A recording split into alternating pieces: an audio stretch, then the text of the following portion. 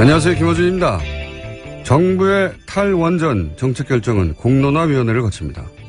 2만 명에게 3차례 전화 설문을 하고 시민 참여단도 두어 2박 3일간의 학습, 토론을 거친 후 역시 찬반 설문을 하게 됩니다. 정부 정책을 놓고 이런 전례 없는 실험을 하는 이유는 국가 에너지 정책이 근본적으로 바뀔 수 있기 때문이죠. 이 과정에서 많은 논점이 등장하겠죠. 특히 비용 문제가 가장 먼저 많이 다뤄질 겁니다. 원전의 전기 생산 단가와 재생에너지의 생산 단가가 비교되고 재생에너지의 단가가 몇 년 이내에 얼마나 저렴해질 것인가를 두고 갑론을박이 있을 겁니다. 노무현 정부 시절 전시작전권 환수 문제를 놓고 찬반 양론이 격렬하게 붙은 적이 있습니다. 당시 반대론자의 주장 골자가 그랬습니다. 전시작전권을 우리가 행사하려면 군 전력을 강화해야 해서 로켓 구매에 얼마, 전투기에 얼마, 구축함에 얼마, 잠수함에 얼마가 든다. 그러니까 미군에게 전시작전권을 주는 것이 더 싸게 먹힌다. 이후 보수정권은 전시작전권 전환을 연기하면서 같은 논리를 세웠습니다. 전환을 연기하는 것이 국방비 절감에 도움이 된다. 어떤 나라가 돈을 아낀다고 자기 나라 군대의 지휘권을 다른 나라에 넘기나요? 돈이 싸게 먹힌다고 자국민들에게 목숨을 걸고 전장에 나가라 명령하는 권한을 다른 나라에 주자는 발상을 아무렇지도 않게 하는 사고방식. 원전에 관한 제대로 된 논의의 출발은 바로 이 천박하고 부끄러운 사고방식부터 넘어서야 가능합니다. 국가 미래가 걸린 일에 돈보다 중요한 거 당연히 있죠. 김어준 생각이었습니다.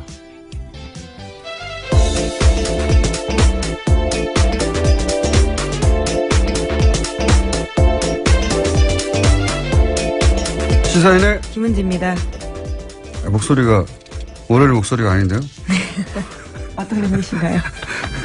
목소리가 맑아요. 네. 맑다니 감사합니다. 네.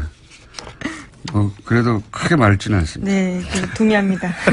자, 시사인의 네? 김은지 기자 했나요? 네, 했습니다. 제가 맑지가 않습니다. 정신이. 자, 첫 번째 뉴스는요? 네, 오늘 이재용 삼성전자 부회장의 재판이 마무리됩니다. 지난 2월 28일 재판에 넘겨진 이재용 부회장의 결심 공판이 오늘 오후 2시에 열리는 건데요. 먼저 특검이 구형을 통해 형량을 제시하게 됩니다. 이어서 변호인단이 최종 변론을 하고 이재용 부회장 등 피고인들이 최후 진술을 합니다. 최근 대법원 규칙 개정이 바뀌어서요. 주요 사건 1심, 2심 선고 생중계 가능해졌는데요. 이달 말로 예정된 이 부회장의 선고가 중계될지 여부도 관심을 갖고 있습니다.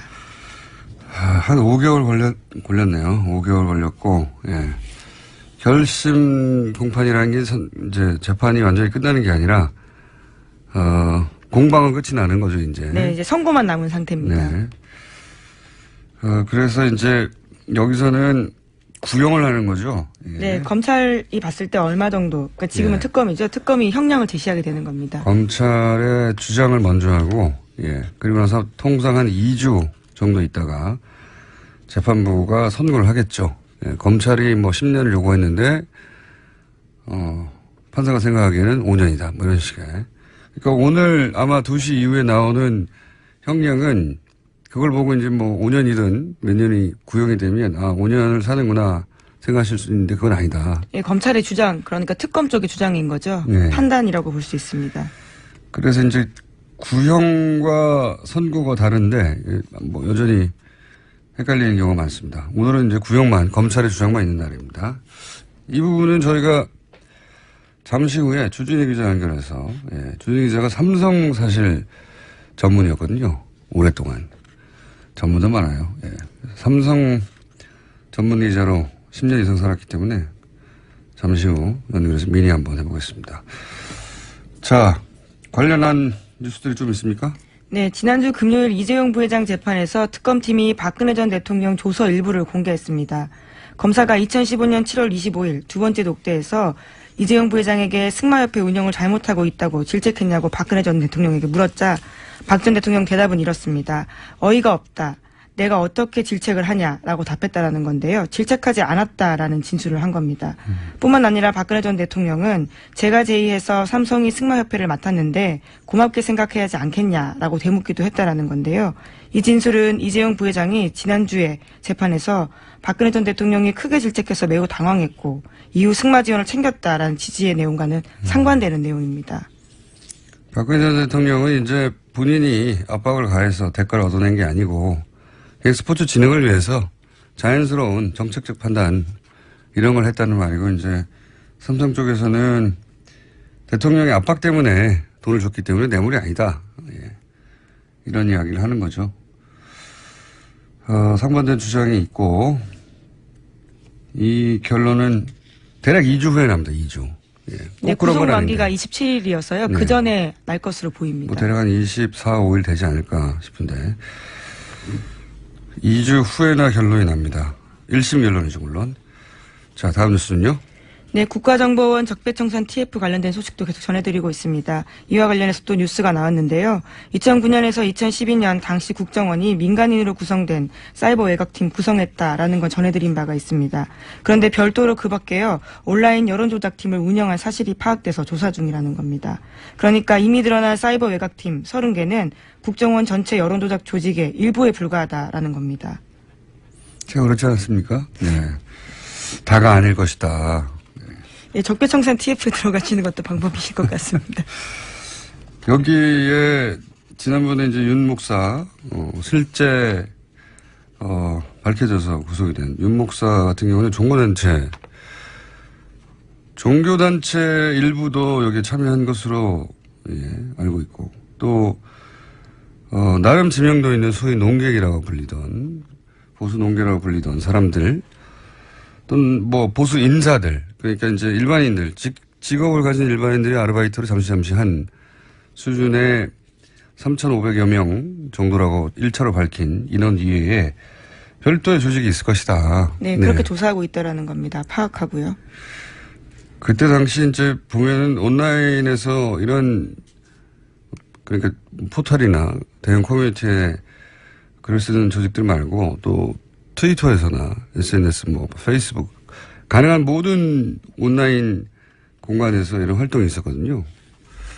그러니까 뭐 그리고 여러 레벨에서 그냥 단순한 댓글 혹은 뭐 포털에서 댓글뿐만 아니라 아예 스스로 글을 창작해내는 수위에서도 있었기 때문에 저는 대단히 광범위한 왜냐하면 이 온라인 여론을 조작하는 팀 자체가 커졌어요 당시에. 처음에 심리 전단에서 출발해서. 네, 그렇죠. 심리 전단이 아니라 국으로 바뀌고, 이념도 바뀌고, 관리 조직 자체도 그렇게 어마어마하게 커졌는데, 당연히 훨씬 더 큰 조직이 있었을 거라고 봅니다. 네. 네, 그래서 국정원 댓글팀도요, 그 당시에 특별수사 하면서 2013년에 국정원 메인 서버 압수수색 영장 받아서 갔었는데, 국정원의 거부로 서버 확보에 실패한 바가 있습니다. 그런데 이번에는 적폐청산 TF가 이 메인 서버를 분석해서 조사하고 있기 때문에요. 관련해서 검찰로 넘어갈 수도 있다라고 보고 있습니다. 메인 서버에는 다 남아 있겠는가 뭐 그런 생각도 듭니다. 예. 일부 있겠지만 여하간 여태까지 밝혀진 바로는 별도의 조직이 더 있다. 예. 또 관련 뉴스가 있나요?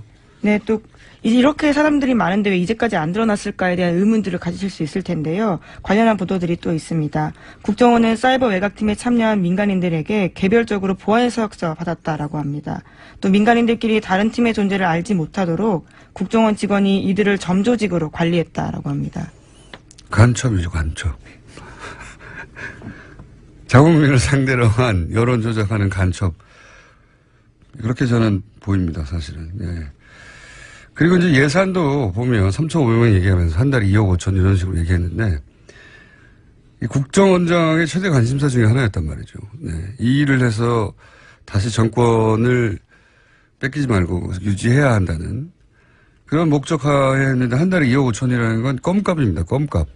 정말 국정원의 방대한 조직 어마어마한 예산에 비하자면 국정원 최대 관심사에 이 정도밖에 돈을 안 썼다는 건 뭐 도저히 저는 3,500명의 전부가 아닐 거라고 생각이 들고 그리고 이제 보안 서약서를 받아가지고 소위 제가 했어요라고 손들고 나온 사람이 없었다는 거죠, 과거에. 네, 처벌받거나 혹은 뭐 문제 제기를 할 수 없도록 만들었다라고 하는 것으로 보이는데요. 근데 이제 실제 이렇게 일한 사람들이 나와서 내가 누구로부터 어떤 식으로 지시를 받았고 어떤 활동을 하였다 말단에서 그런 사람을 사실 찾아야 되는데 좋은 방법이 있어요. 예. 이 포상금을 거는 겁니다. 누구에 대한 나와서 내가 보안사역서를 쓰고 그런 아르바이트를 했다는 사람한테 면책을 주고 포상금도 1억 이상 줘요. 예. 1억 이상. 아주 크게 걸어서 수많은 사람들이 자진해서 나올 거라고 봅니다. 이게 이제 그 민간에서 왜 댓글 가지고 크게 소송이 걸린 적 있지 않습니까? 네, 지금도 하고 있죠. 예, 모강사가 라이벌. 네, 사교육 시장에서는 꽤 큰 이슈입니다. 예, 라이벌 업체에서 대규모 댓글 다들 돌렸는데 잡을 수가 없잖아요. 이게 국정원 꼭 해서 잡을 수가 없는 게 아니라 아이디를 추적하고 하는 게 되게 굉장히 어렵단 말이죠. PC방에서 하고 그러면. 그래서 억대 포상금을 걸었더니 나타났어요. 그래서 가지고 있는 모든 정보를 그런 일이 있거든요. 네. 여기서는 여기 역시 가능하다고 봅니다. 참조해 주십시오. TF팀. 자, 또 있습니까? 다른 뉴스가? 네, 이명박 전 대통령 쪽 반응에 대한 뉴스도 있는데요. 공식 반응을 내놓진 않았지만 측근들이 정치보복이라면서 반발하고 있다라는 겁니다. 이명박 전 대통령 쪽 한 인사는 대응할 가치조차 없다. 국정원이 그렇게 할 일이 없냐라는 불쾌감을 감추지 못했다라고 하고요. 댓글팀이 없었다는 겁니까? 대응할 가치가 없었다라고 하는 것 봐서는요. 거기에 대한 대답은 하지 않은 것으로 보입니다. 대응하죠. 국정원 그렇게 할 일이 없냐. 국정원 그렇게 할 일이 없냐는 얘기가 댓글팀이 없었다는 반응처럼 보여지는데. 네, 뿐만 아니라 예. 친이계 인사들도 정치와 절연하겠다라는 국정원이 여론몰이 공작에 나섰다라면서 반발하고 있습니다. 그러면서 끊임없이 과거 정부의 일을 들춰내는 것이야말로 적폐의 악순환이다. 이렇게 목소리를 높이고 있다고 합니다. 네. 목소리를 높이시죠. 네. 떨고 있겠죠. 자, 이런 반응은 나올 수 있는데 반응의 설득력을 갖기는 어려울 것 같습니다. 자, 다음 뉴스는요? 네, 어제 유엔 안전보장이사의 긴급회의가 열렸습니다. 유엔이 북한에 대한 강도 높은 제재안을 다시 내놓은 건데요. 북한의 주력 수출품인 석탄과 철, 철광석 등 주요 광물과 수산물의 수출이 전면 금지됐습니다. 또 북한의 연간 수출액의 3분의 1에 해당하는 자금 차단 효과가 있을 것으로 보이는데요. 다만 애초 예상됐던 대북 원유 수출 금지 조항은 중국과 러시아의 반대로 빠졌습니다. 원유 수출 금지까지 해버리면 사실 북한을 완전히 고립해서 붕괴시키겠다는 거죠. 북한 붕괴는 중국과 러시아가 원하지 않습니다. 네. 기본적으로. 어마어마한 난민이 1,000만 명 단위로 발생할 수도 있고 그리고 그 지역에서의 권력 공백, 권력 공백이 불안정해지면 국지전도 있을 수 있고 미국이야 저 멀리 떨어져 있는 태평양 건너 땅이지만 중국, 러시아는 다 연결돼 있잖아요. 예. 게다가 이제 한반도에서의 미국의 영향력이 더 확대되고 한반도를 미국의 영향력 아래에 다 들어가게 하는 걸 원치 않죠. 중국, 러시아는. 그래서 뭐 북한에 대해서 원유 수출까지 금지하는 건 앞으로도 없을 것 같습니다. 네. 자, 여기까지 하고요. 또 민의가 있기 때문에 한두 개 정도만 할게요. 네. 네, 국민의당 당대표 출마 선언한 당권주자 3명이요. 어제 잇따라 기자회견 열었습니다. 안철수 전 대표의 출마 정당성 여부를 놓고 설전을 벌인 건데요. 먼저 안철수 전 대표는 이렇게 말했습니다. 심장이 정지돼 쓰러진 환자는 전기 충격을 줘야 살아난다. 당이 들썩들썩하고 있는데 다시 살아나는 계기가 될 것이다. 라고 이야기했습니다. 또 독배를 마시는 심정으로 출마했다면서 자신은 당과 운명을 같이 하겠다라고도 밝혔는데요. 이에 대해서 천정배 전 대표와 정동영 의원이 비판했습니다. 천정배 전 대표 같은 경우에는요. 누울 자리를 구분하지 못하는 몰상식한, 몰염치한 출마다라고 비판을 했습니다. 뿐만 아니라 대선에서 패배한 후보가 다시 들어간다는 것은 구태 중의 구태다라는 이야기도 했습니다. 정동영 의원 같은 경우에는 지난 1년 6개월간 사당하의 그늘에서 지지율 성적표가 5%가 되었다면서 이런 지도력으로 1, 2년 더 당을 이끈다고 하는 것은 소멸로 간다. 이렇게 비판했습니다.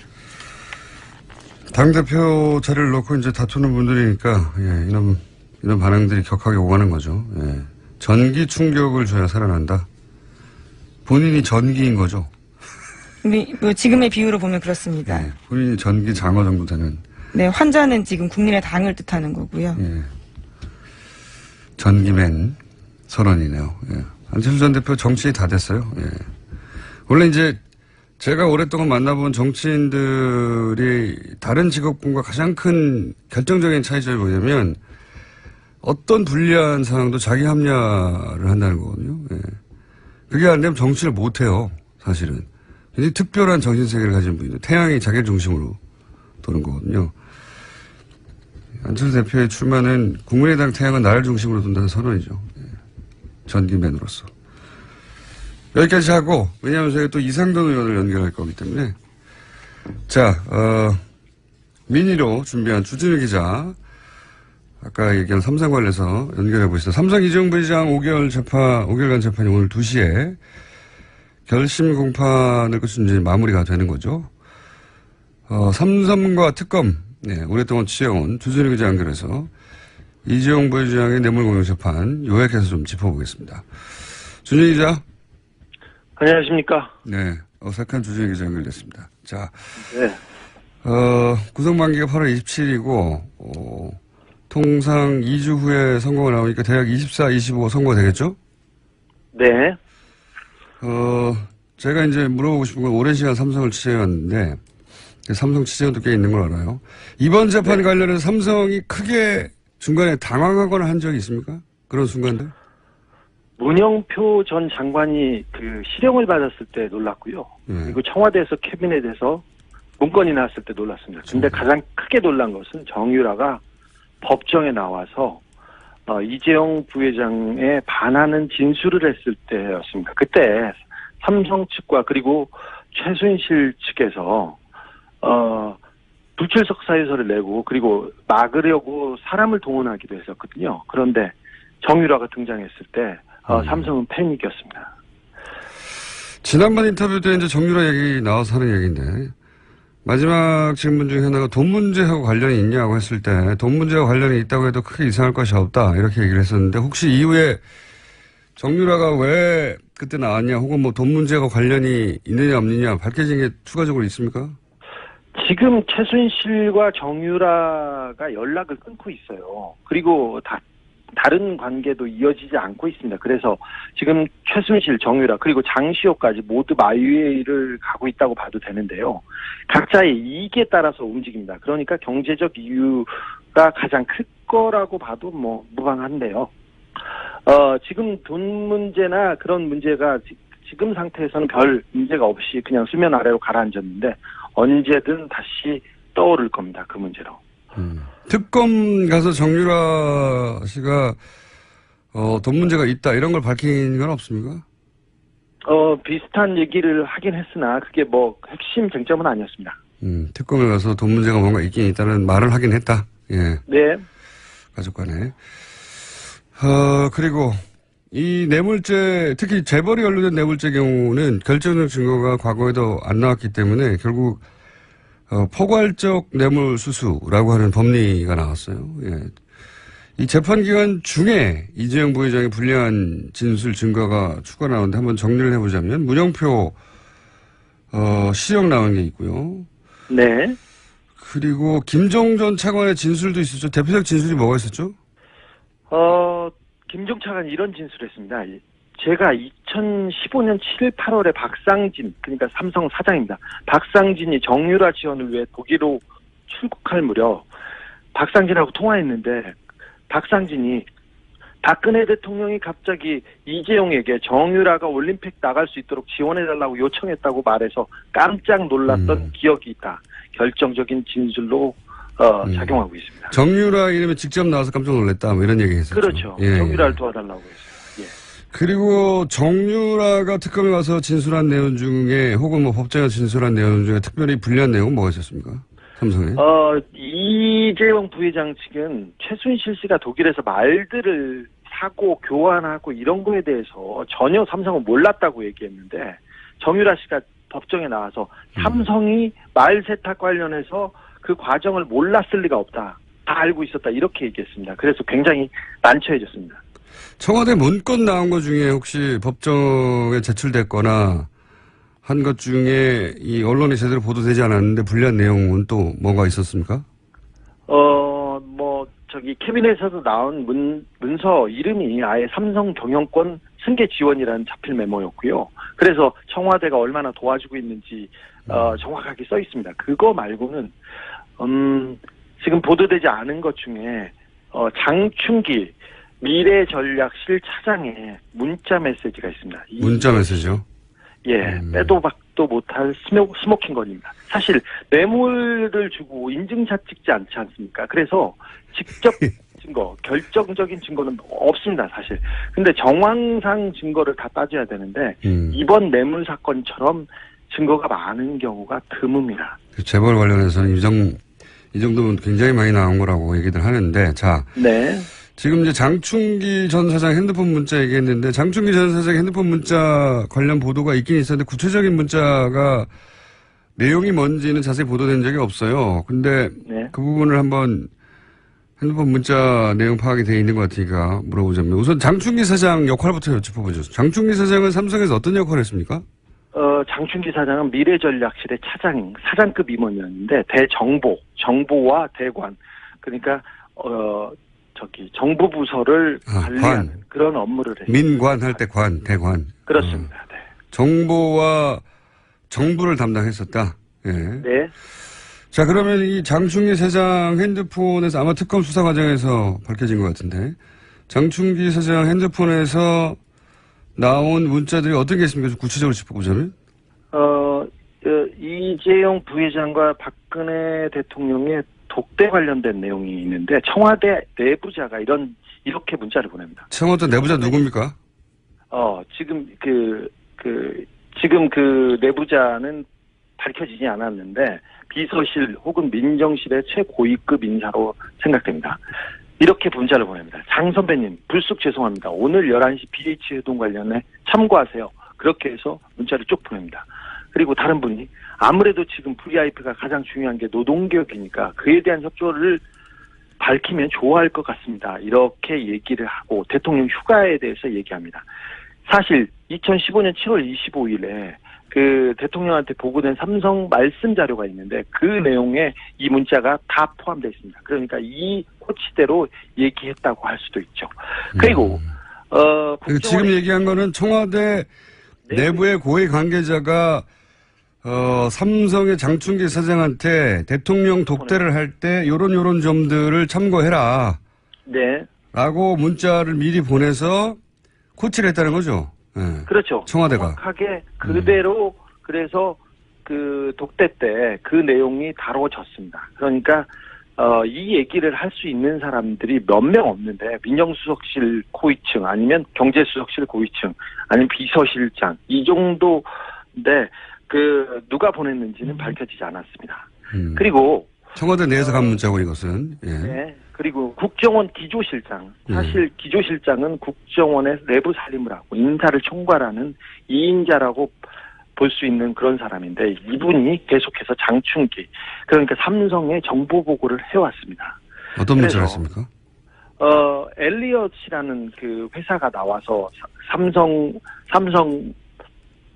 삼성의 합병에 걸림돌이 됐을 때 이렇게 보냅니다. 이현수입니다. 엘리엇은 1977년에 어디에서 시작됐고 자산이 어느 정도 됩니다. 그래서 한국은행 홍콩에서 관리하고 있는 내부 상황은 철저하게 통제돼 있는데 제가 더 알아보고 자세한 것은 나중에 보고하겠습니다. 이런 문자를 보냅니다. 또 이런 문자도 보냅니다. 복 많이 받으셨습니까? 지난해에는 사장님의 회사의 지원으로 우리나라가 안정되었지 않았나 생각합니다. 감사드립니다. 또한 자료는 아주 유용하게 활용되고 있습니다. 이 또한 감사합니다. 올해도 변함없이 이렇게 하면서 이현수 배상 이렇게 올립니다.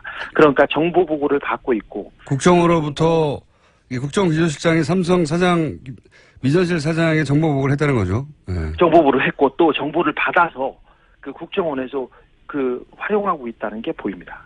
그리고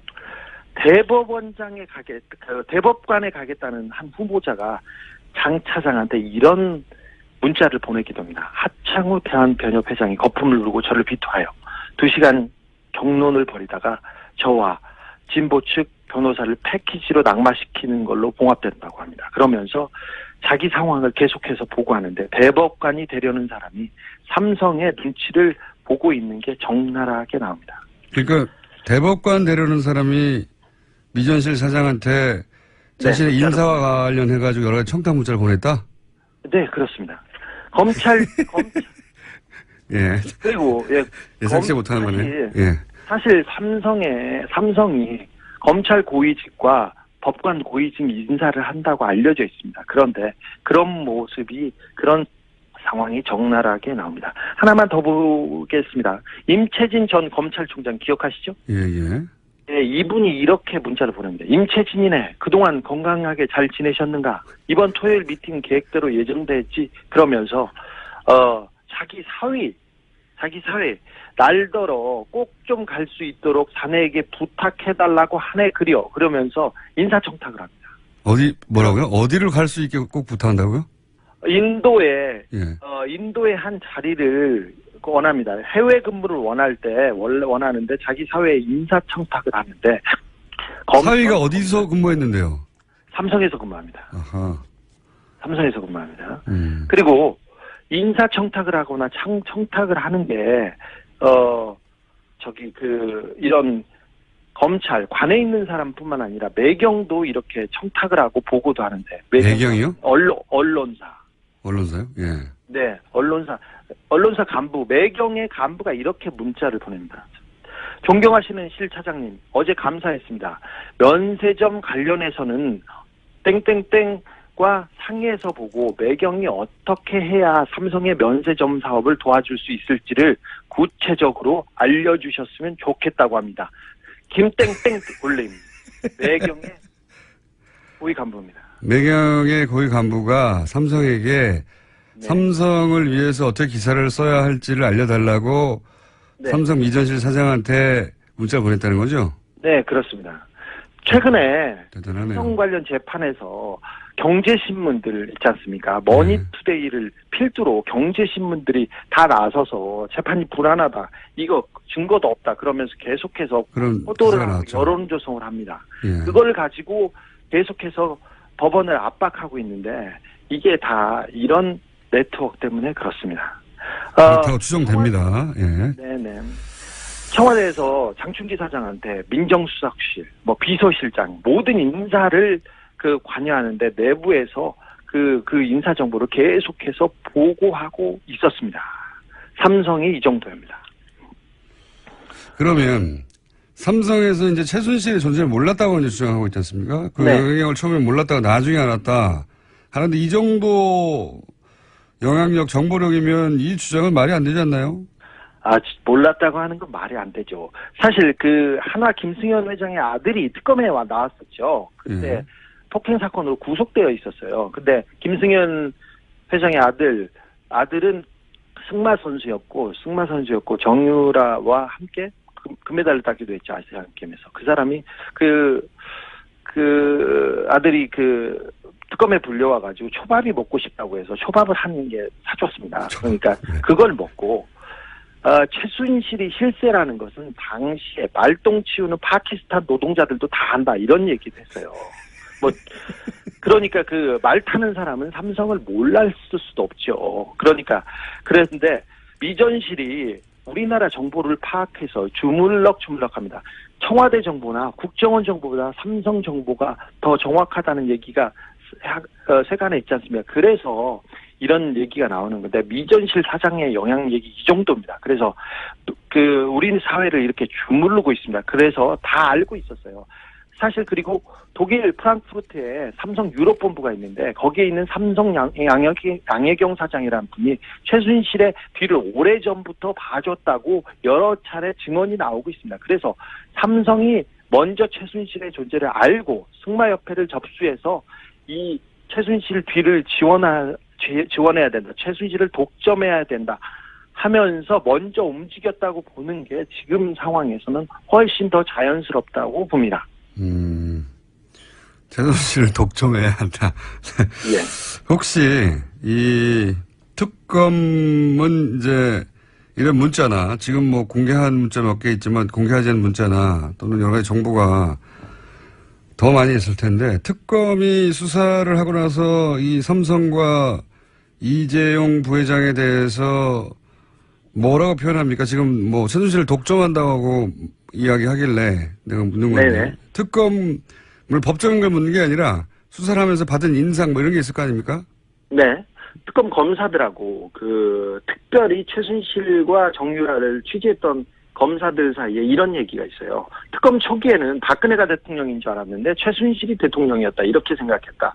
그런데 막판에 삼성 수사를 해봤더니 우리나라의 대통령은 이재용이었고 장충기가 비서실장이었다 이렇게 얘기합니다. 그런 정도로 비유한다. 네, 삼성 뇌물 공여 사건에 관해서는 그렇다는 얘기죠.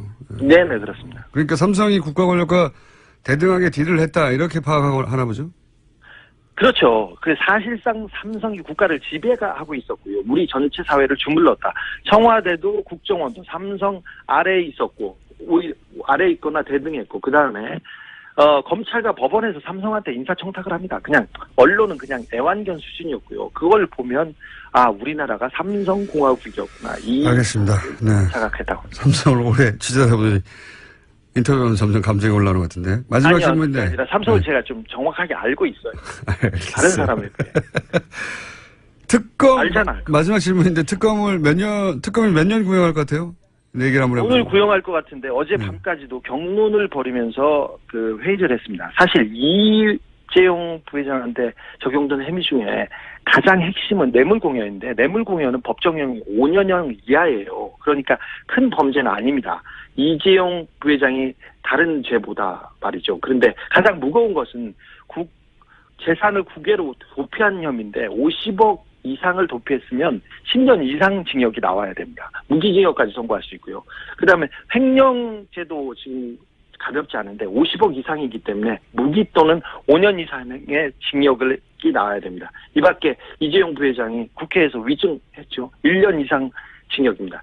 이걸 따져보면 세게 때리면 17년, 20년을 때릴 수 있고 약하다 하면 10년 정도 때릴 수 있는데 삼성을 지금까지 약하게 때려왔던 검찰의 관행을 전임자들을 어느 정도 고려해야 하기 때문에 저는 15년 예상합니다. 12년에서 15년 구형할 거라고. 알겠습니다. 2시 이후에 밝혀지겠죠. 오늘 여기까지 하겠습니다. 네. 감사합니다. 지금까지 시사인의 주진우 기자였습니다. 자, 김은지 기자도 안녕. 네, 저희 장충기 전 사장 문자는 이번 주 발행되는 시사인에서 확인할 수 있습니다. 더 자세하게요. 뉴스공장에 다 얘기했기 때문에 안 사볼 거예요. 훨씬 더 자세합니다. 네, 예, 내일 감사합니다. 뵙겠습니다. 예. 안철수 전 대표의 당대표 출마 선언에 대한 국민의당 내부 반응 이상돈 의원 통해 들어보겠습니다. 국민의당 이상돈 의원 전화 연결되어 있습니다. 안녕하세요. 네, 안녕하십니까? 네, 여러 차례 저희가 인터뷰 요청드렸는데 오늘 해서 연결이 됐습니다. 네, 그렇습니다. 네. 다음에는 꼭 스튜디오에 한번 나와주시고요. 반갑습니다. 어제 당대표 출마 반대하는 의원들과 함께 심야회동을 하셨다고 알고 있는데 어떤 이야기가 오갔습니까? 심야까지는 안 되고 밤 9시에 만나서 그런 얘기를 했습니다. 이미 보도에 나온 그대로입니다. 그대로고 안철수 전 대표가 당대표에 나와서는 안 된다. 하는 데에서 의견을 모았죠. 무엇보다 그 원인은 뭐냐. 이번 전당대회는 임시 전당대회다 말이죠. 박지원 의원이 대표직을 내놨죠. 대선 패배 책임을 지고 그래서 하는 것인데 대선 패배에 대한 책임을 볼 것 같으면 박지원 전 대표보다 10배, 100배나 많은 안철수 전 대표가 대표직 나오겠다는 것은 이건 어불성설이다. 그런 데 대해서 의견 일치를 모았습니다. 네. 지금 출마를 반대하시는 의원들이 당내에 몇 분이나 됩니까?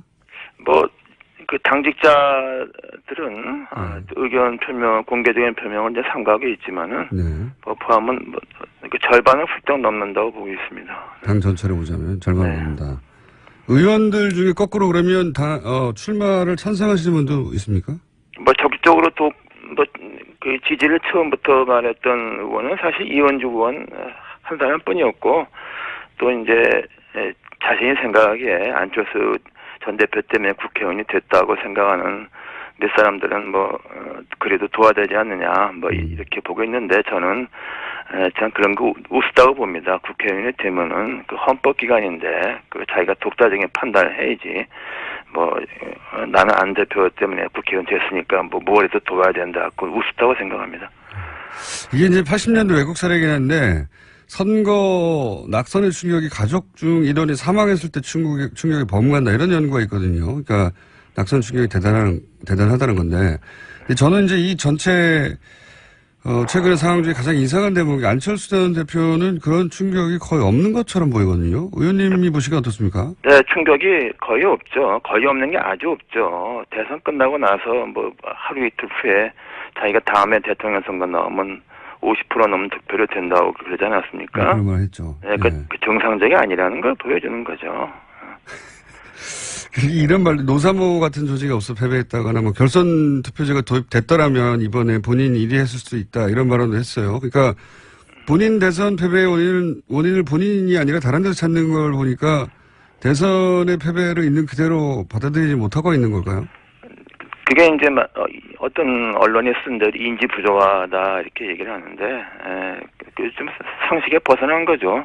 그래도 안철수 전 대표가 국민들한테 좀 남아있는 좋은 이미지가 뭐 깨끗한 정치를 상징한다든가 뭐 겸손함 이런 게 있었는데 그런 건 다 없어졌고 남아있는 것은 인지 부조화, 터무니없는 나르시즘, 뭐 이런 거밖에 남아있지 않는 것 같습니다. 불행한 일입니다. 안철수 전 대표가 이제 출마 명부로 내세운 것 중에 하나가 109명의 원외위원장들의 강력한 요구가 있었다. 근데 이제 여기도 잡음이 좀 있어요. 본인은 당대표 출마 지지 선언을 해서 서명한 게 아니다. 이런 위원장들도 있는데 이 사태 파악이 됐나요? 전후 사정이? 네, 아직은 뭐 정확히 파악은 안 돼 있으면 저는 뭐 대충 심증이 있죠. 그 얘기가 좀 공론화된 게 제가 그 인터뷰에서 얘기해서 이제 네, 드러났죠. 처음 네, 저는 뭐 지난번 총선이나 이런 거간에 좀 지방의 그 원외위원장 사정을 뭐 굉장히 많이 아는 사람이죠. 100명씩 나올 수가 없습니다. 그리고 저도 뭐 확실하지만 대충 뭐 심증 가는 부분이 있죠. 그리고 어떻게 심증이 가십니까? 왜? 대표가 뭐 이제 그거는 허수다. 뭐 이렇게 좀 공개적으로 반박을 했죠. 네. 심증이 가신다는 거는 그러니까 서명을 하긴 했는데 당대표 출마하라고 서명한 게 아니라는 겁니까? 아니면 서명까지 한 건 아니고 뭐 동의를 했다고 그러는데 그 동의도 정확한 것 같지 않고 그 109명의 명단을 발표해야 되지 않습니까? 못하고 있지 않습니까? 그리고 109명의 숫자가 나올 수가 없습니다. 숫자도 과장이고 명단도 네, 없다. 그러니까 뭐 그 제보 조작 사건이 재판이죠. 그 정도까지 보시는 거군요. 그러니까 109명이나 숫자도 불려졌고 서명도 없었고 명단도 없다. 명단을 발표하지 못하게 했지 않습니까? 뭐 정치하는 사람이 자기 이름을 들었냐고 의견을 내죠. 네. 그렇죠. 원외위원장 3명 정도. 네, 원외위원장도 정치인 아닙니까? 네. 그렇죠. 국회의원이 되려고 하는 분들인데요. 그렇죠. 동교동계는 어떻습니까? 처음에 탈당하겠다고 했다가 잘못은 안철수 전 대표가 했으니 자신들이 탈당할 게 아니라 출당시키겠다 이런 발언이 보도됐었는데 이게 출당이 가능한 겁니까? 당구상? 당원 당에서는 출당은 어렵다고 봐야죠. 그 상징적인 그런 의지를 표명한 거다. 상징성이 있다는 것이죠. 그 정도로 격앙돼 있다. 무엇보다도 이번 대세의 패배를 국민의당이 호남당이기 때문에 패배했다. 뭐 이런 얘기가 나오고 있지 않습니까요? 제가 보기에는 안철수 전 대표가 그나마 대통령 선거 나가게 된 것은 그 박지원 전 대표 때문이죠. 1년 동안 박지원 전 대표가 안 대표를 전폭적으로 밀어서 대선까지 간 거 아닙니까? 이건 어떻습니까? 지금 이제 물론 이것도 다 분석인데 언론들이 잘 이해가 안 가니까 이런저런 분석을 내놓습니다. 그러니까 당을 이제 호남 의원들이 다 장악을 해버리면 본인의 안철수 전 대표 본인의 입지가 사라질 것 같아서 그래서 출마했다 이런 분석이 있는데요. 뭐 그런 해석도 가능하다고 보는데요. 사실은 뭐 안철수 전 대표의 입지가 지금 뭐 앞으로 있겠습니까? 솔직히 말씀드려서 이제 뭐 지난번 대선 토론 때 이미 다 드러났지 않습니까? 이미 저는 그렇게 봅니다. 네. 굉장히 야박하게 평가하시는군요. 그럼 이런 표현들은 어떻습니까? 극중주의라든가 뭐 전기 충격에 의해서 당이 지금 주목을 다시 받고 있다든가 또 뭐 안중근 의사를 비한다든가. 아니, 그거 좀 뭐 표현 같은 거 예. 뭐 이렇게 신경 쓸 필요가 없습니다. 뭐 좀 심하게 말하면은 혹시 뭐 영어 단어에 뭐 불시시라는 영어 단어 있지 않습니까? 그 정도밖에 안 되는 거고 그게 뭐 비중을 둘 필요가 없습니다. 말이 안 되는 얘기죠. 네. 굉장히 화가 나신 것 같은데. 그러면 진짜 이유는 뭘까요? 이제 국민의당 소멸 때문에 나왔다. 뭐 호남 의원들에 대한 당 장악을 우려했기 때문이다. 지방선거에서 공천권을 활용하려 쓰려고 한다. 뭐 등등 이제 이해가 안 가니까 여러 언론이 여러 방식으로 이유를 분석하고 있는데 의원님이 보시기에는 진짜 이유가 뭐라고 보십니까? 그냥 진짜 이유는 이해가 안 되는 거죠. 그 어떤 언론이 뭐 이른바 인지 부조화증에 빠졌다. 뭐 그게 정확한 분석이라고 봐야 되는 거죠. 뭐 그거 외에는 답이 없습니다. 대통령 선거 끝나고 나서 그 다음 날 내가 다음에 나가면 50% 넘어도 된다고 말하는 사람은 그 이해가 됩니까? 그 이해 안 됩니다. 제가 대통령 선거 지난번 끝나고 2012년 그해 가을에 문재인 대통령이 저하고 한 2번 저녁을 초대한 적이 있는데 제가 느끼기에 그 10월 달인데도 불구하고 문재인 대통령은 그 당시 대선 후유증에 아직 그 굉장히 가위 눌린 같은 상태에 있는 걸 제가 느꼈어요. 그게 정상입니다. 그렇죠. 그런 과정을 거쳐야 다음에 정치적으로 재개하는 거죠. 그렇긴 한데 보통 뭐 통상 큰 선거에서 지고 나면 뭐 지지자들은 울고 당사자들은 미안해하고 그러면서 한 1, 2년 정치활동하지 않다가 네, 스스로 그게 정상이죠. 네, 패배 원인을 곱씹고 뭐 그런 게 통상인데 대선 직후부터 노사모 조직을 찾고 그런 게 이상하긴 했습니다만 그게 쭉 이어지는 것 같기도 합니다. 지금 상황에서 그런데 출마는 말릴 수 없을 것 같은데 출마하게 되면 결국 그래도 안철수 전 대표가 직전에 대선 후보였고 하니까 당선될 가능성이 높지 않겠습니까? 아니, 그거는 일단에 그 정동영 의원과 천정배 의원의 거취를 봐야 된다고 봅니다. 참고 삼아서 저는 뭐 정동영 의원이나 그 천정배 의원이 당대표 되는 거를 뭐 반대하는 것도 아니지만 지지하는 것도 아닙니다. 다만 문제는 당이 이렇게 한 사람의 일종의 나르시즘에 흔들려서 이게 안 돼, 공당이 아니다. 이런 생각이고요. 그래서 일단은 그 정동영 의원과 천정배 의원이 오늘 내일 며칠 동안에 그 두 사람의 결심을 일단 봐야 됩니다. 그건 누가 말할 수 없고 본인의 결심이죠. 과연 단일화를 나갈 것인가, 단일화를 말씀하시는 무산시킬 것인가, 단일화할 것인가, 뭐 이걸 저간 그 두 사람의 결심을 봐야 됩니다. 네.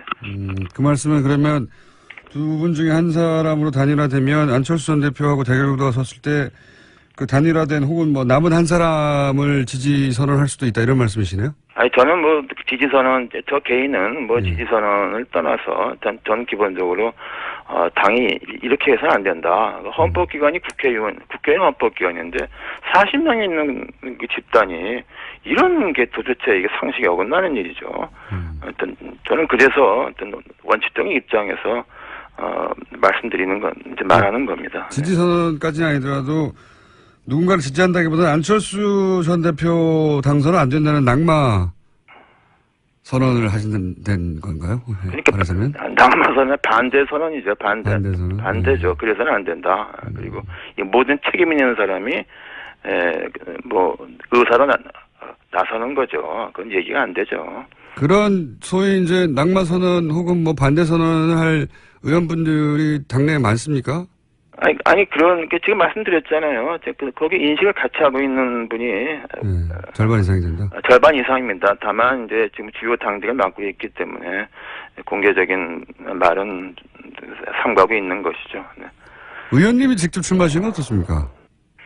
글쎄요, 저는 뭐 그건 생각해 본 적이 없습니다. 그 뭐 도와주시겠어요? 그건 무슨 그런 제가 엄청난 말씀을 저한테 하시네요. 의원님 출마하시면 굉장히 신선할 것 같은데. 네. 글쎄요, 뭐 되게 신선할 것 같지 않은데요. 저도 뭐 오늘 여기까지 하고요. 저희가 다음에 스튜디오 직접 모시겠습니다. 오늘 말씀 감사합니다. 네, 감사합니다. 네. 지금까지 국민의당 이상돈 의원이었습니다. 파리 부동산 대책이 발표된 후 첫 번째 주말이 지났습니다. 시장 반응 어떤지 한번 알아보겠습니다. 한국공인중개사협회 고문을 역임한 송실사이버대 부동산학과 김학환 교수 전화 연결했습니다. 안녕하세요, 교수님. 네, 안녕하세요. 네. 목소리가 아주 좋으십니다. 네. 이 대책 내용이 상당히 강하다라고 하는 언론 보도들이 있는데 우선 주요 내용이 뭔지 그리고 얼마나 강력한지 한번 여쭤보겠습니다. 우선 주요 내용이 뭡니까? 우선 뭐 세제, 금융, 청약제도, 또 주택 공급, 불법행위, 단속 등을 아주 망라한 이런 이제 종합 대책이라고 볼 수 있는데요. 말씀하신 대로 그 대책 내용이 이제 상당히 강력합니다. 서울 전 지역하고 경기 과천 또 세종시를 투기 과열지구로 지정했고요. 강남 4구 등 서울 11개 구를 투기 지역으로 묶었습니다. 또 거기다가 다주택자에 대한 양도소득세하고 금융 규제를 강화했고요. 또 주택가격의 이상 과열의 진원지가 됐던 재건축은 물론이고 또 그동안의 대책에서 빠져있던 재개발 또 지방의 분양권, 오피스텔에 대해서까지 전매 제한을 하는 이런 강력한 규제 내용이라고 볼 수 있습니다. 이게 얼마나 강력한지 사실 이 업계에 있지 않으면 좀 피부에 와닿지가 않은데 좀 예를 하나만 들어봐 주십시오. 이게 얼마나 강력하다. 네네. 우선 이 대책이 나오니까요. 뭐 현장 분위기에서는 특히 중개업계 쪽에서는 이게 핵폭탄급이다. 이제 보통 이런 표현을 하고 있습니다. 그래서 대책이 적용되는 지역의 경우에는 바로 이제 뭐 급매물이 3억 원 이하로 이렇게 내린 급매물까지 이렇게 출하되는 등 아주 그 시장 분위기가 냉각되고 있고요. 또 이로 인해서 잘못하면은 거래 절벽 현상도 발생하는 게 아닌가 이렇게 우려를 하고 있습니다. 공인중개사협회에 공을 하셨으니 공인중개사들 반응을 많이 들어보셨을 것 같은데 핵폭탄이다. 그런 표현 말고 또 다른 반응은 없습니까? 뭐 지금까지 나왔던 대책 중에서 가장 그 강력한 이런 그 대책이다 이런 이제 생각이고요. 그리고 또 이제 여기에 공인중개사들 입장에서는 이제 아무래도 뭐 시장이 냉각되고 거래가 침체되면 영업에 타격을 받는 건 당연한데요. 또 하나 이제 그 대책 내용 중에 보면은 이제 부동산 불법행위 단속을 위한 특별 사법경찰 제도를 도입하겠다. 뭐 단속 행정의 실효성을 강화하겠다. 또 이제 합동 점검반을 구성해가지고 현장 점검을 좀 높이겠다. 뭐 이렇게 이제 내용이 있는데요. 이런 부분에 대해서는 마치 이게 공인중개사들이 그 투기를 조장한 세력인 양 이렇게 취급하는 것이 아닌가 하는 겁니다. 그래서 여기에 대해서도 좀 매우 불쾌하다는 이런 입장을 가지고 있습니다. 중개업자들이 그런 반응을 보인다는 건 물론 뭐 중개업자들은 먹고 사는 문제니까 본인들이 먹고 사는 문제에 타격이 오니까 이제 불만이 많을 수 있는데 그렇다면 이 정책이 제대로 된 방향으로 가는 거다 이렇게 일반인들 입장에서 보면 됩니까? 어떻습니까? 그렇습니다. 뭐 물론 이제 공인중개사들 입장하고 이제 또 정부의 또 입장하고는 이제 다를 수가 있는 거고요. 그런데 어쨌든 간에 지금 박근혜 정부에서는 그 부동산에 대한 계속적인 규제 완화로 인해 가지고 주택 가격이 이렇게 상승했고요. 또 가계대출이 증가했죠. 그래서 이제 좀 후반에는 원래 처음에 규제 완화 및 부양 쪽이었다가 이제 관리 쪽으로 좀 방향이 이렇게 전환되기는 했는데요. 그럼에도 불구하고 박 정부에서도 이제 11.3 대책을 내놨는데도 불구하고 주택 시장이 이제 계속 과열 양상을 빚었습니다. 사실은 이거 어떤 뭐 정권이 변경되는 차원에서 뭐 달리 취급할 문제가 아니고 좀 주택 시장을 안정화시켜야 된다는 측면에서는 좀 불가피한 측면이 있는 이런 대책이라고 이렇게 볼 수가 있는 거거든요. 그러면 교수님은 이 대책, 이 정책 발표로 부동산 시장이 소위 안정될까요? 안정된다는 게 이제 집값이 좀 잡히고, 그렇죠? 그리고 이제 불필요하게 투기 목적으로 주택을 많이 소유하고 있는 사람들이 매물을 내놓고 뭐 이렇게 돼야 되는 건데, 네네네. 전망은 어떻습니까? 이제 아무래도 이번 대책에서 이제 정부도 밝혔듯이요. 이제 집을 거주 공간이 아니라서 이제 어떤 투기 수단으로 전락시키는 일은 용납하지 않겠다 하는 이런 이제 의지를 강력하게 표명한 건데요. 여기에 이제 호응해가지고 금융기관에서도 또 다주택자들에 대한 대출 제한 등의 조치를 취해가지고 이제 정부 정책에 호응하고 있지 않습니까? 네. 이렇게 되면 이제 아무래도 대출 받아가지고 단기적으로 이제 분양권 투자를 했다라든지 또 갭 투자를 했다라든지 이런 사람들이 좀 어려움을 겪을 거고요. 또 다주택자들의 급매물이 이제 출회될 수밖에 없고요. 또 재건축 시장의 과열도 어느 정도는 진정될 것으로 봅니다. 따라서 이렇게 되면 이제 주택시장 전반적으로 이제 주택가격 하락 요인으로 작용하게 될 거고요. 결국은 주택시장이 이제 안정화될 것으로 저는 전망하고 있습니다. 그러니까 이제 업계나 시장에서 불만을 가진 거하고는 또 별개로 정부 정책이 국민 일반을 위해서는 성공하는 방향으로 정책 방향이 잘 잡혔다. 이렇게 이제 일단 평가를 하시는 거군요. 예. 그런데 보면 과거 정권에도 그랬는데, 항상 정부 정책이 나오면 잠시 이제 숨을 고르고 관망하다가 결국은 업자들이 혹은 시장이 정부 정책을 이기는 경우가 많았지 않습니까? 살 길을 찾아내서. 이번에는 그런 틈이, 물론 그동안에 보면 이제 많은 사실은 냉탕과 온탕의 부동산 대책이 있었죠. 여러 번. 그래서 이제 그것 때문에 사실 이제 어떤 정도 학습 효과가 된 것도 사실입니다. 그래서 이제 이번에도 역시 뭐냐면은, 좀 버티면 그러니까요. 앞으로 이제 또 정권이 바뀌게 되면은 부동산 정책도 이제 달라지지 않을까 이렇게 이제 많이들 생각을 할 겁니다. 5년간 안 팔면 되는 거 아니냐 뭐 이런 식의. 그렇죠. 버티면. 그런데 사실은 아까도 말씀드렸듯이 이번 부동산 규제는 어떻게 보면은 정권 교체 여부에 따라서 방치될 그런 차원의 문제는 저는 아니라고 봅니다. 왜냐하면 가계부채가 1,400조에 육박하는 심각한 수준이고요. 또 이제 재건축 등으로 인해서 정말 주택 가격이 급등해가지고 어떻게 보면 주택 시장이 좀 비정상적으로 과열됐다고 볼 수가 있습니다. 따라서 정상적인 정부라고 하면은 규제를 할 수밖에 없는 상황으로 악화된 게 아닌가 저는 이렇게 생각이 되고요. 또 이제 전국의 주택 평균 매매 가격을 보면은 1년 전에 2억 4,600만 원 수준인데요. 2억 5,100만 원으로 또 서울 같은 경우는 4억 6,900에서 4억 8,100만 원이 됐습니다. 이렇게 되면 정말 서민들 입장에서는 내 집 마련하기가 어렵거든요. 그렇죠. 물론 이제 그동안에 주택 공급을 많이 확대를 했는데요. 그러나 보급률이 100%를 넘지만은 실제 자가 보유율이나 점유율을 보면은 60% 수준에 불과하거든요. 그래서 이런 상황이 지속된다고 한다면 아마 다음 정부에서도 저는 부동산 정책의 어떤 규제라는 방향을 이게 크게 전환하는 것은 좀 쉽지 않을 것으로 저는 생각합니다. 그러니까 집은 이미 사실 충분하거든요. 한 가구당 전 국민이 집 한 채씩 갖출 수 있는 집이 보급률로는 그렇죠. 공급이 됐는데도 불구하고 절반 가까이 있는 집이 없는 거 아니겠습니까? 그렇습니다. 이 상황을 바꾸려고 하는 건데 이런 건 어떻습니까? 분당, 일산 이런 지역처럼 이번에 지정 안 된 지역, 그 지역이 오히려 가격이 올라가가지고, 결국은 또 이 정책이 실패로 연계가 되는 게 아니냐, 이런 이야기도 있는데요.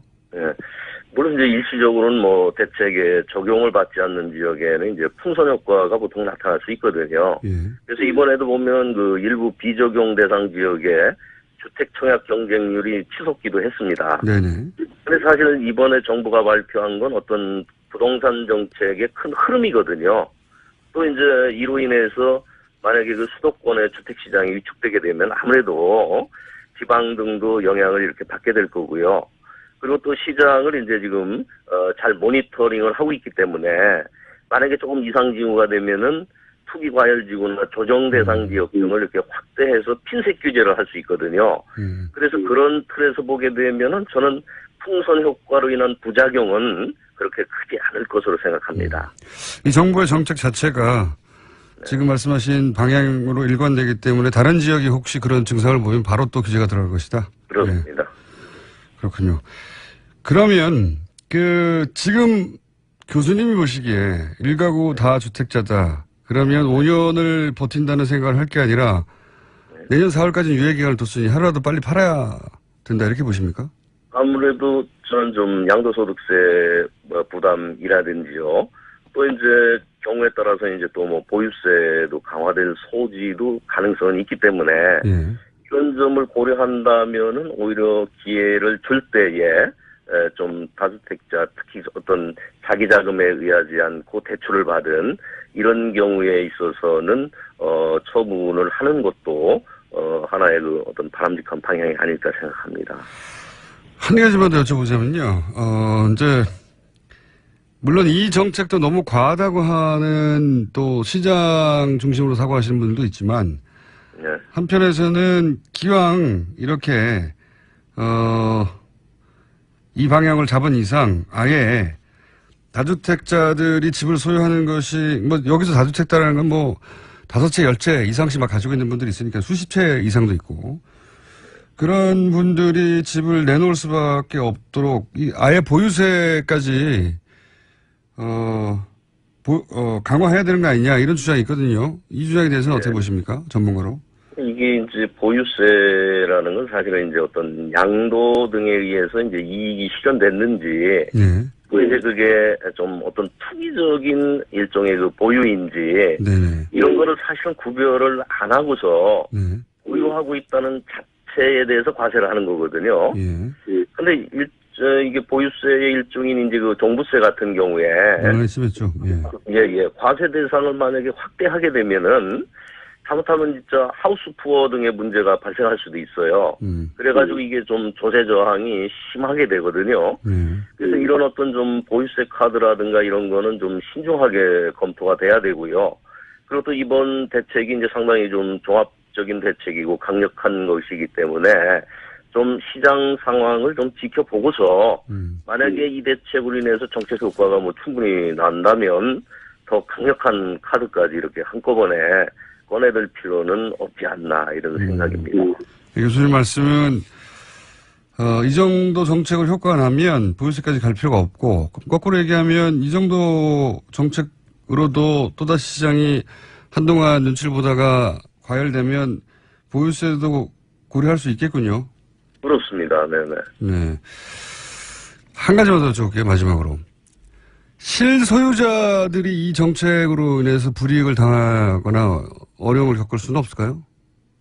아무래도 실소유자 입장에서 이제 DTI, LTI 뭐 이런 규제에 의해서 조금 대출을 받아가지고 자기 자금이 이제 충분하지 않아가지고 내 집을 마련해야 되는 입장에서는 이제 좀 어려움을 겪을 수가 있고요.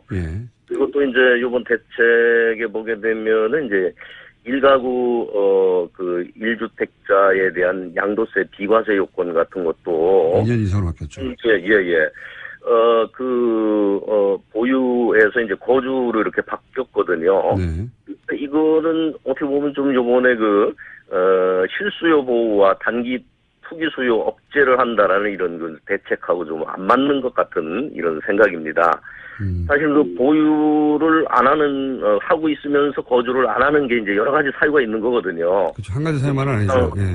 건강, 뭐 자녀 교육 문제 이제 이런 여러 가지가 있는 건데 이걸 갑자기 이렇게 그 보유해서 거주로다가 바꾸게 된다고 한다면 이게, 거기에 해당하는 사람들은 상당히 당황스러운 거고요.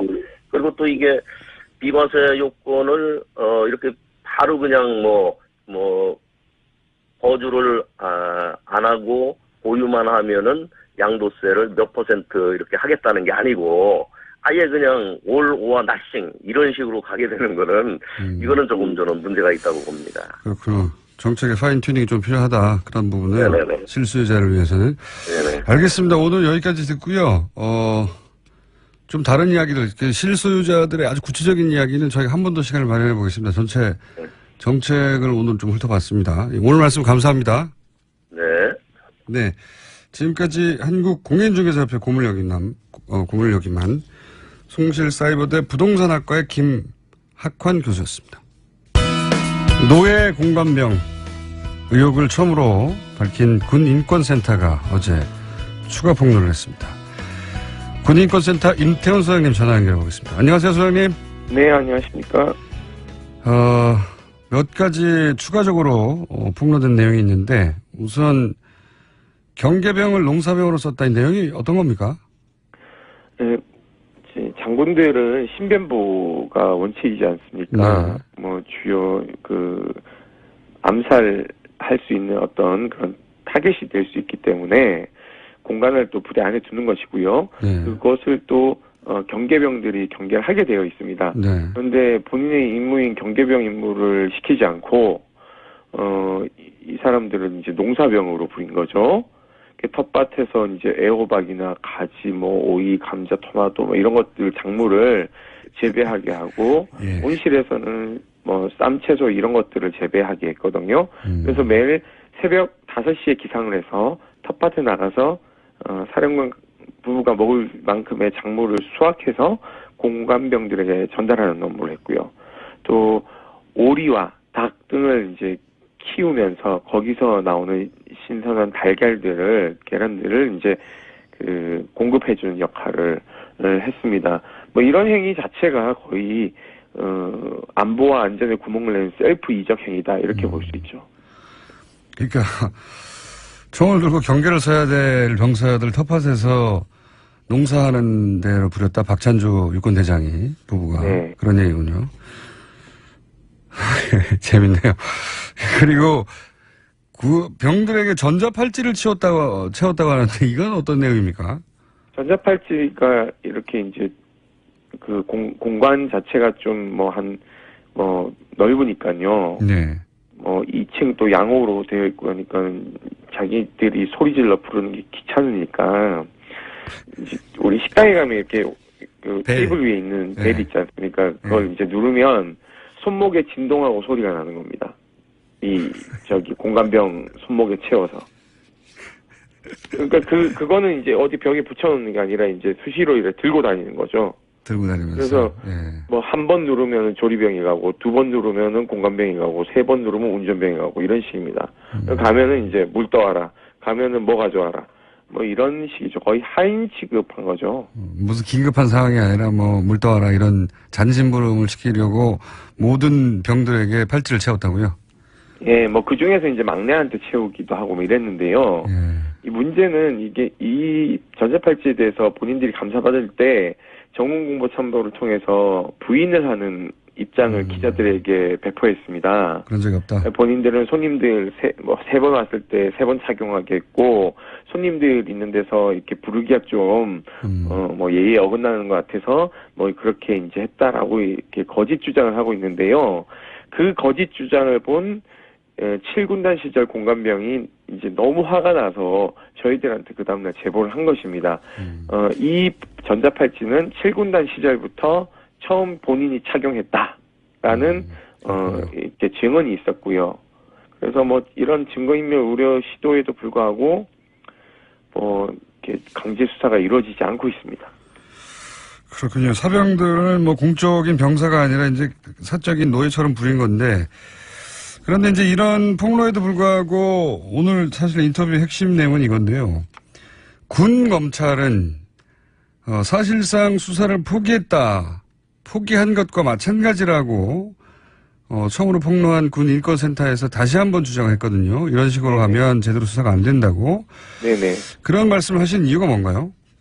첫째, 이 사건이 발생했을 때 많은 국민들은 범죄인 것 같은데 왜 감사를 하지라는 의문이 들었을 겁니다. 그 감사라는 것은요, 징계를 하기 위한 전제 조건입니다. 그런데 징계를 할 수가 없다는 것이 밝혀졌죠. 군인사법에 보면 징계위원회 개최 요건이 선임장교 3명으로 구성된 징계위원회를 열어야 되는데 이분이 넘버 3세요. 대장이니까요. 예, 그러니까 대장 중에서도 서열이 또 정해져 있습니다. 이분을 징계할 수 있는 징계권자는 합참의장과 육군참모총장밖에 없는 것이죠. 그러니까 한 명이 모자라는 겁니다. 이분보다 대장을 먼저 다신 분이 없는 거예요. 그러다 보니까 징계위원회 자체를 열 수가 없으니 이분은 내일 저녁 하시면 연금을 모두 다 가져가십니다. 그러니까 연금이란 건 본인이 내는 게 있고요. 절반이 있고 국가 세금으로 내는 국민이 우리 내는 세금으로 또 구성된 연금이 있어요. 그 절반을 모두 다 가져가시는 거죠. 통상적으로 징계에서 중징계, 예를 들면 파면이 되면 본인이 낸 비용만 가져가게 되어 있습니다. 국민 세금으로 이렇게 보조해준 연금은 박탈당하는 것이죠. 그렇기 때문에 사실상 이제 이 범죄자를 그냥 놔주는 형태가 되는 것이고요. 그러면은 이걸 뻔히 알면서도 왜 도대체 그럼 수사를 진행하지 않았는가라는 의혹이 있는데요. 결국 이런 거 아니겠습니까? 장군들이 사용하는 꽁짓돈의 용처, 이것이 다 발각될까봐 궁극적으로 430명이 되는 장군들의 꽁짓돈을 디펜스 해주기 위해서 국방부 검찰단장이 꼼수를 부린 것이다라는 게 거의 국방부 내나 군에 타다하게 퍼진 소문입니다. 왜냐하면 이분이 육사 출신이거든요. 육사 50기입니다. 그러니까 자기네들 장군들 보호하기 위해서인 거고, 또 하나는 이분은 윤일병 사망 사건 당시 육군본부 육군의 그 고등검찰부장으로서 윤일병 사망 사건 축소 은폐에 지휘 라인에 있던 사람입니다. 수사 지휘 라인에. 검찰단장이요? 예, 그렇습니다. 당시 국방부 검찰단장. 예, 당시 육군 고등검찰부장이었거든요. 그리고 여러분 뭐 좀 경악한 사건이 하나 더 있는데요. 특전사에서 고문 체험한다고 신발 주머니 뒤집어 씌워서 부사관들 사망하게 한 사건 기억하실 겁니다. 이 사건 같은 경우에도 이 지시를 한 여단장이나 사령관에 대한 형사처벌이 필요한데 이분들은 형사 기소에서 다 제외했습니다. 이권조차 하지 않았던 사람이 이분입니다. 그리고 세 번째, 방산비리. 정말 열받죠. 이 방산비리를 무마하는 데 일조한 우병우가 이 지시한 것들을 다 실행한 사람이 또 이분들입니다. 그러니까 정권은 바뀌었는데 국방부 곳곳에서 이 박근혜 적폐의 세력들이 암약하고 있는 것이죠. 그렇게 보시는 거군요. 근데 이제 국방부는 거기에 대해서 사실이 아니다. 뭐 제대로 수사할 것이다, 감사할 것이다 이렇게 이제 반박 성명을 내긴 했는데, 네. 지금 그 소장님은 아까 말씀하셨듯이 3인으로 구성한 선임 장교가 없고 아예, 네. 그리고 지금 장군들이 쓰는 어떤 쌈짓돈이 있는데 이게 네. 밝혀질까봐 두려워하고 그 사건이 네. 워낙 커지니까 게다가 네, 그렇죠. 육사 사실은 뭐 군의 주요 보직들은 육사가 다 차지하고 있죠. 육사 선배인 박사령관에 대해서도 봐주게 할 수밖에 없을 것이다. 이렇게 의심하시는 거잖아요. 네, 뭐 그런 것도 있고요. 네. 어제 뭐 대대적으로 막 30명의 수사관을 파견했다라고 얘기를 하지 않습니까? 네. 그런데 왜 도대체 30명을 파견하는데 압수수색 영장 하나 들여보내지 않았을까요? 이거 매우 중요한 건데요. 칼잡이가요. 칼을 두고 수사를 하러 간다? 예를 들어서 우리 집에 수사관들이 들이닥쳤다고 생각해 보십시오. 얘가 문을 열어줄까요? 안 열어줄까요? 수사관이 문 열어줘야죠. 아니죠. 압수수색 영장이 없으면 문을 열어줄 필요가 없습니다. 그 맞습니다. 예. 네, 그리고 문을 열어줬다 하더라도 예. 영장이 없으면 뒤질 수 이런 거 못 뒤집니다. 그냥 그렇죠. 제가 주는 차 한잔 마시고 집에 가셔야 돼요. 그렇죠. 자, 그러면 사성장군 앞에 가서 압수수색 영장 하나 없이 별 4개짜리 앞에 수사관들이 전부 계급이 있습니다. 그렇죠. 뭐 상사이거나 뭐 준이이거나 이래요. 네. 하늘 차이가 나는 계급 앞에서 머리 조아리고 차 한잔 얻어먹고 부대 공간 구경하다 올 일이지 이게 지금 국민 앞에서 쇼하는 거죠. 자 보십시오. 김영란법 위반 소지가 있는 과도한 선물 세트, 전복, 인삼, 갈비 세트 이런 것들이 마구 들어왔대요. 그렇다고 하죠. 뇌물 네. 성격이 강합니다. 네. 두 번째, 공간에 냉장고가 9대, 10대 이렇게 되는데 이 공간에. 냉장고는 그냥 우리가 평범한 작은 냉장고도 아니고 영업용 냉장고도 있고요. 예. 이 비용은 도대체 어디서 나왔는지. 아, 거기 이런 공간에 그 대장 부부가 사는데 냉장고 10대였대요? 예, 9대. 저희는 9대? 10대로 폭로했는데요. 가서 감사관들이 보니까 9대가 있더라고, 얘기를 하더라고요. 두 사람 있는데 9대 영업용 냉장고가 있었다고요? 뭐, 김치용 냉장고 2대, 뭐, 문짝이 4개 달린 영업용, 그리고 가정용 4대, 뭐, 어허. 냉동고 전용이 1대, 뭐, 이렇게 있었대요. 그게 다 이제 선물용으로 받은 것들을 보관했을 것이다 이렇게 추정하시는 거죠? 그게 증언에 따르면, 예. 선물용 보관을 다 하다 못해서 창고에서 썩어 나가는 과일들도 많았고요. 아, 그리고 그거를 도저히 감당을 못해서 일주일에 한 번씩 다 공관병의 진술에 따르면 갈아엎었대요. 갈아엎었다는 건 냉장고 너무 안을. 아, 왜냐면 이 두 부부만 먹으니까 아들들은 한 명은 군대가 있고 한 명은 서울에 있으니까 이 두 부부가 음식을 아무리 빨리 먹어도 냉장고 9대 분량을 어떻게 일주일에 다 먹습니까? 그렇죠. 그러면서 공관병은 과일 한 쪽도 안 줬대요. 차라리 버리지 공관병한테는 먹으라고 하질 않았다. 버리면요, 버린 거, 기억력은 또 되게 좋대요. 기억력은 되게 좋아서, 예. 갈치 어디 갔냐라고 물어보면 썩어서 버렸습니다. 그러면 찾아와! 라고 해가지고 그걸 뒤져가지고 찾아오면 너가 먹어. 이런데요. 아니, 멀쩡한 건 안 주고 썩으면 썩어서 버리면 버렸다고 그걸 먹으라고 얘기를 하니 이분들의 심리 상태는 뭔지 도저히 이해할 수가 없습니다. 그렇군요. 근데 이제 그런 행위보다 더 따져야 할 것은 군 검찰이 그거 다 뇌물 아니냐 하나하나 따져봐야 한다. 그렇죠. 통상적으로 이런 일이 발생하면 지휘관들은 이렇게 하죠. 야, 꼭 이거 뭐 압수수색 영장 청구해야 돼 라고 얘기를 하겠죠. 장관님이 그런 얘기를 하셔야 되는데 장관님은 사법처리하자 그러고 있고 검찰단장은 이거 사법처리 대상 아닌데요. 이런 소리나 하고 있습니다. 그래서 지금 이 정도가 밝혀졌는데도 불구하고 제대로 수사나 처벌이 안 되면은 사실은 이거보다 더 약한 경우들은 다 나온다는 얘기죠. 그래서 걱정하시는 거죠. 예. 어떤 분들은 이런 얘기를 하죠. 민간으로 가면 계급장 떼니까 더 세게 수사를 할 수 있지 않느냐 이렇게 얘기를 하는데요. 여기에 함정이 있습니다. 우리가 박근혜 최순실 관계를 밝히기 위해서 특검이 청와대 갔을 때 압수수색이 용이했나요? 못했죠. 이유는 딱 하나입니다. 군사 보안 시설이다. 예. 자, 이 작사도 부대입니다. 예. 군사 보안 시설이에요. 예. 민간 검찰이 압수수색 영장을 가지고 들어가도 집행도 불가능할 뿐더러 우리 법원이 거기는 군사보호 시설이라고 안 내줄 수도 있어요. 그럴 수도 있겠군요. 예. 자, 그러면은 그때부터는 이 증거 확보가 어렵고요. 또 하나, 이미 그때는 인사 발령이 났기 때문에 그곳에 다른 사령관이 입주해 있습니다. 그러면은 이 두 부부가 사용하던 흔적들은 다 사라지겠죠. 없어지게 되는 거예요. 자동적으로 증거 인멸이 되는 겁니다.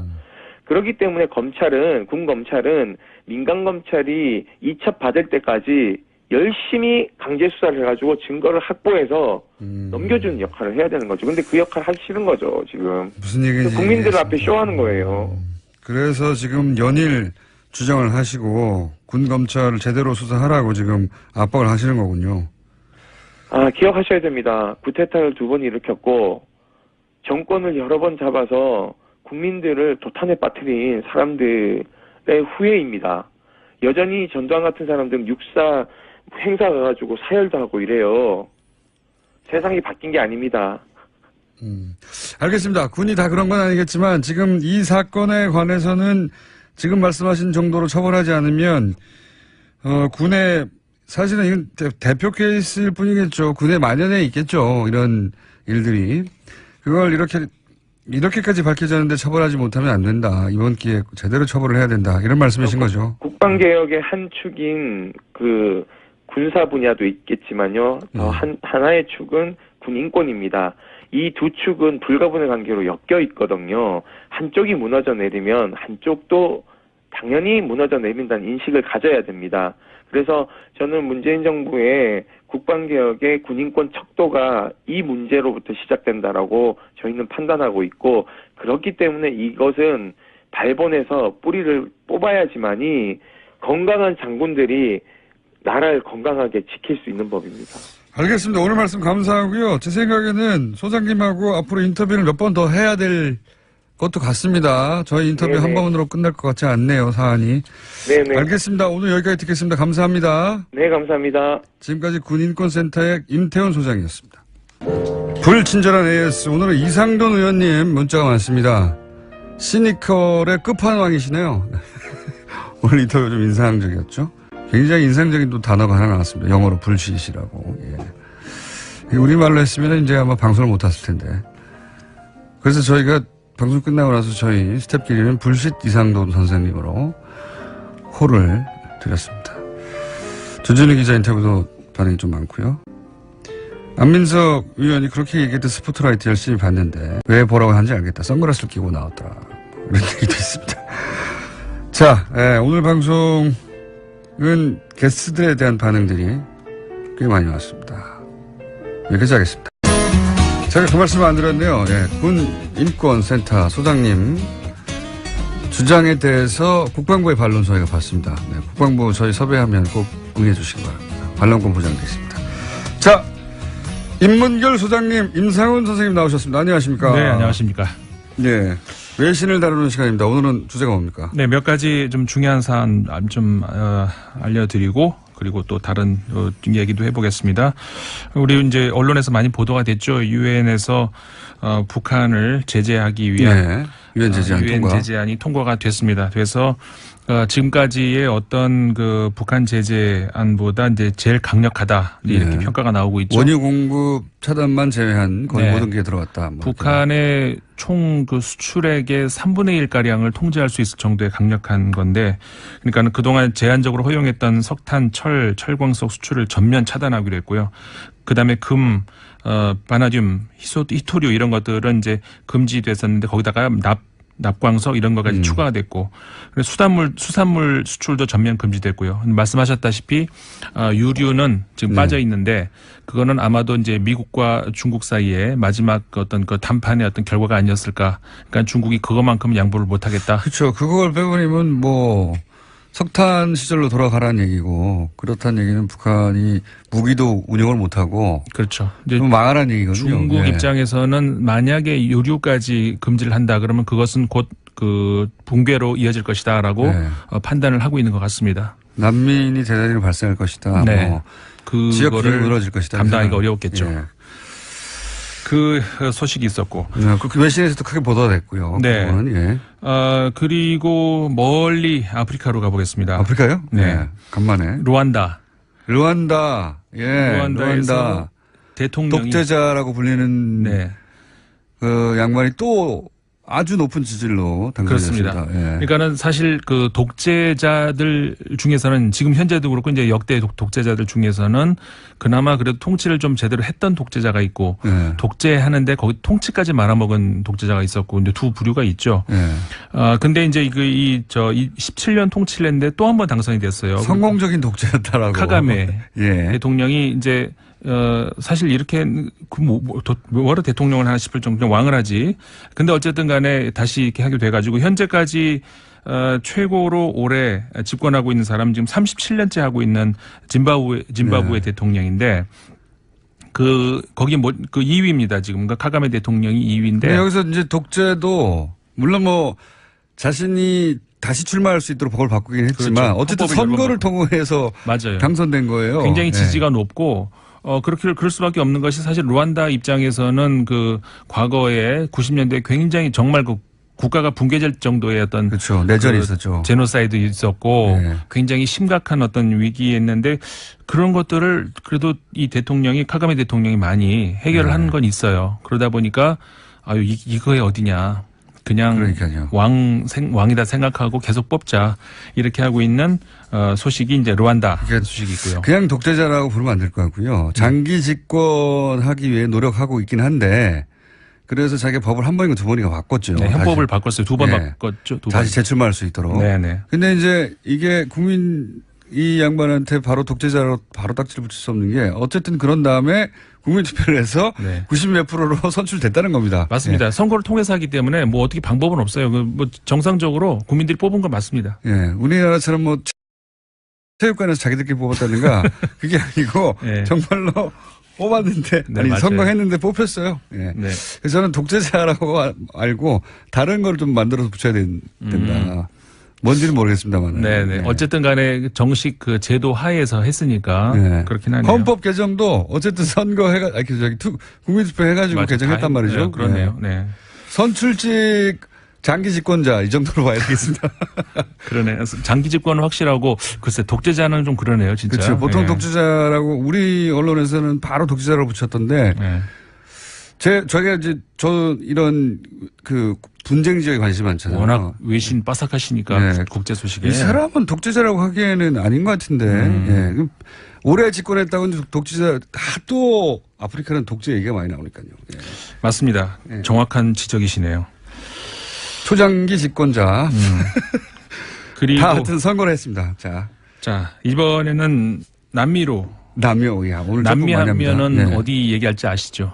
모르겠네요. 베네수엘라. 베네수엘라요? 베네수엘라가 차베스 이후로 지금 마두로 대통령이 들어선 이후 국가가 지금 거의 정말 이 나라도 큰일 났어요. 예. 거의 지금 내전으로 갈 정도로. 자기들끼리 막 장관 자르고 막 난리 났잖아요. 예. 그렇죠. 그러니까 차베스 대통령부터 이제 물론 모든 설명을 해야 이제 이해가 되시겠습니다만은 어쨌든 간에 굉장한 카리스마를 휘둘렀던 대통령이죠. 워낙 예. 그 석유 자원이 풍부하고 싼 값의 석유를 국유화시키면서 국민들 문맹률 낮추고 예. 빈민을 구제하고 이런 건 굉장히 인기가 높게 만든 어떤 그런 정책이었고, 그런데 이제 그런 과정에서 이 석유 관리를 잘못했죠. 예. 국유화하는 과정에서 잘못해가지고 흔들흔들하던 것이 그나마 그 어떤 카리스마로 버텼는데 마두로 대통령으로는 이게 안 됩니다. 그래가지고 급기야는 지금 그 반대 세력하고 거의 내전 상태까지 갈 정도로 사망자 물론 많이 나왔고요. 계속 이어지고 있습니다. 남미의 이 정치 불안의 뿌리를 막 파고 들어가면 어디 한 곳에 항상 미국이 있어요. 그렇죠. 왜냐하면은 이게 정리가 안 되는 이유가 왜 그러냐면은 결국은 지금 말씀하신 것처럼 과거에 70년대, 80년대 일대 그 남미가 미국의 뒷마당. 그렇죠. 그러니까는 뭐라고 할까요? 미국이 하고 싶은 건 여기서 다 했거든요. 그렇게 되면은 이 사람들이 현재 마두로 대통령 같은 경우처럼 실정에 어떤 그 뭐라고 할까 폭정에, 그런데도 왜 국민들이 이걸 지지를 하느냐. 이 답이 거기에 있거든요. 미국이 그러니까 이 사람들의 그 반미 감정이 아주 정말 우리가 상상한 이상이에요. 그렇기 때문에 맞습니다. 반미를 기치로 이렇게 올라서면은 일정한 지지를 받고 있다는 거예요. 남미에서 미국이 이제 과거에 뭐 정유수련이나 또 송유관이나 이권 때문에 정권 좌지우지하고 뒤엎고 하는 경우가 워낙 많았기 때문에 그걸 기억하는 국민들의 반미 정서, 혹은 또 정반대로 그 이권을 통해서 먹고 살았던 또 친미 세력, 이 갈등이 남미는 거의 모든 국가에 다 뿌리 깊이 박혀 있거든요. 네, 그렇죠. 네. 그래서 그거를 봐야 얘네들이 남미에서 왜 이렇게 난리가 났는지 알 수가 있는데 그건 너무 기니까. 그렇죠. 그 다음 소식은 이거 우리나라 국내 뉴스하고도 많이 지금 우리나라에서 많이 나오죠. 이런 말 들어보셨나요? 과거에 극중주의? 아, 갑자기 또 극중주의로. 예. 네. 처음 나온 말이죠, 이건. 전 세계적으로 최초라고 봅니다. 울트라 센터. 정확하게 얘기하면은 최초는 아닙니다. 그래요? 이게 학문 용어로 분명히 있었어요. 아, 그래요? 네. 어디서 처음 나왔느냐? 난 그래서 설마 했는데 거기서 안철수 전 대표가 프랑스 이야기를 꺼내더라고요. 그러니까 진짜로 프랑스에서 인용을 했구나라고 좀 확인을 했습니다만 이게 프랑스에서 나온 말이거든요. 아니, 나오긴 나온 말이군요. 예.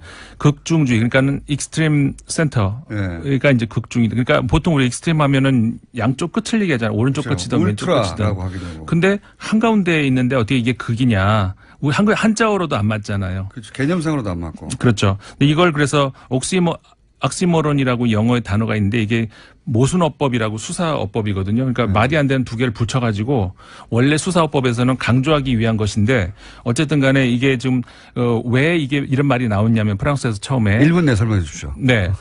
프랑스 혁명 직후에 혁명파와 왕당파하고 극단적인 대립을 하지 않았습니까? 네. 그러니까는 그거를 이쪽도 안 되겠다 싶어가지고 이 가운데에서 그냥 정치인들 다 빠지고 그냥 관료들이 알아서 할게라고 하면서 그 가운데에서 가만히 있는 그러니까는 그 이념이 없다는 얘기죠. 이념이 없이 그냥 관료들이 그 정치를 하겠다는 그런 발상에서 나온 그거를 비판하기 위해서 나온 용어가 극중주의라는 용어거든요. 비판하기 위해서. 예, 이게 원래 그러니까 프랑스에서 비판하기 위해서 피에르 세르나라고 하는 학자가 현존하고 있는 학자입니다. 우리나라에도 왔었고요. 그걸 비판하기 위해서 만든 이론이었는데 일종의 비아냥거리는 거예요. 그렇죠. 그런데 이게 아무것도 안 하는 우리나라 와가지고 이게 정책이 된 난 그건 누가 그 프랑스어를 잘못 번역을 해줬을까요? 왜 갑자기 안철수 전 후보가 혹시 이현주 의원이 불문과 출신인데 그런 거 아닐까요? 근데 어쨌든 간에 왜 이런 그 어이없는 그러면 그런 중도 어떤 뭔가가 있으면 다른 용어를 쓰시지 왜 극중이라는 말을 갖다 임상훈 썼을까? 편집위원이었습니다. 내일 뵙겠습니다. 네. 안녕.